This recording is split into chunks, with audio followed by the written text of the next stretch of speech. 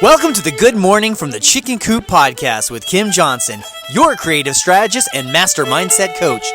Filled with inspiration, distinctions, perspectives, and possibilities, we help you to cultivate a mindset that leads you to create the best version of yourself you could ever imagine. Join Kim every morning from one of her favorite happy places, her chicken coop, along with all her chickens. Hey everybody, good morning from the chicken coop. So today we are talking about rewiring your days. And this is a subject that's very fascinating to me because most people show up for coaching and they think, oh my gosh, I don't know how I'm going to do this. I don't know how I'm going to change. I don't know the particulars of any of this. And they get overwhelmed before they even start. And one of the simplest things that I really have to have everybody understand from the very beginning of working with me and coaching with me is that you are a creature of habit. You are a creature of patterns. And it is possible to change. Like, you have to believe it's possible to change. And by changing your patterns, even the simplest of patterns, things start to evolve. So there are estimates out there that we have between 60 and 80,000 thoughts a day. I mean, think about that. That's insane that a person can have that many thoughts. First of all, it always fascinates me as to how they track this. But they do. And 60 to 80,000 thoughts a day. The kicker is 2/3 of them are repeated from the day before. Now, that's even more insane when you think about how the human brain works. And when you repeat things, they become part of who you are. So most of us learned multiplication that way, where we were just drilled, learned it over and over and over and over until we could recite it and do it quickly so that we knew those basic fundamentals, which is the crux of how your brain likes to work. Repetition is the mother of skill for human beings. And once we do it, we can do it better and better and better and better. But the really hard thing to understand is if the patterns are not resourceful, you are repeating them anyway. You are becoming more resourceful at the unresourceful activity. So think about what I just said.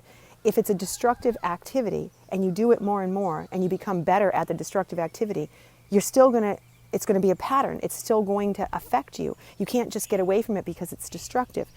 And we have patterns in everything we do. Think about how you take a shower. You go and get in the shower in the morning or the evening, whenever you do your showering, and boom, all of a sudden, you wash the same way. You have the same pattern of how you wash yourself, how you do your hair. Same thing about how you blow dry your hair or how you shave.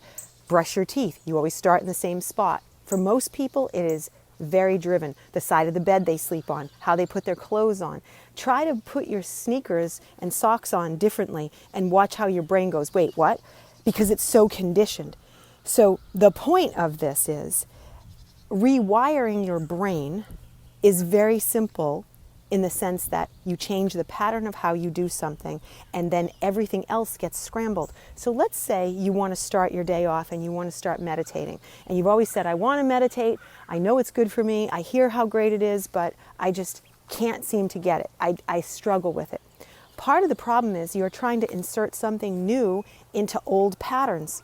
So I will often tell my clients the best way to do that is to start scrambling your patterns.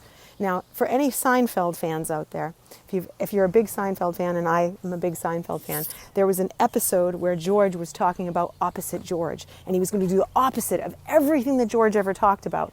And it was so great because he was scrambling his own patterns, right down to if he ordered tuna salad, now he was going to order egg salad. If he was going to order coffee, he would normally now always order coffee, he would now order tea.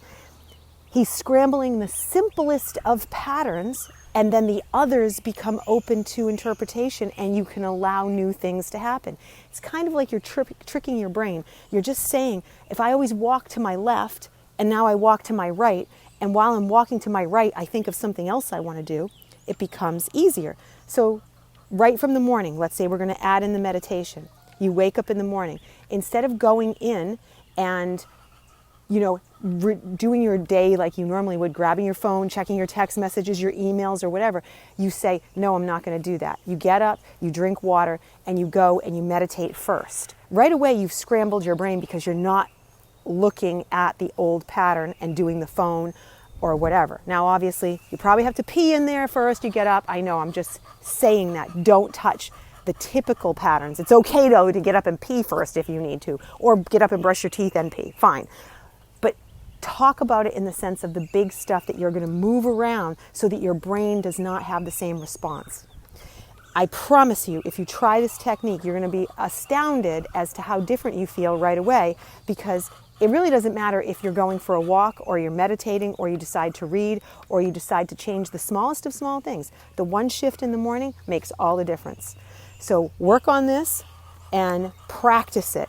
Scramble as much as you can and then try putting the new things in, because I promise you, when you do it, it will interrupt those old patterns, and then you have the opportunity to put in the new ones you want.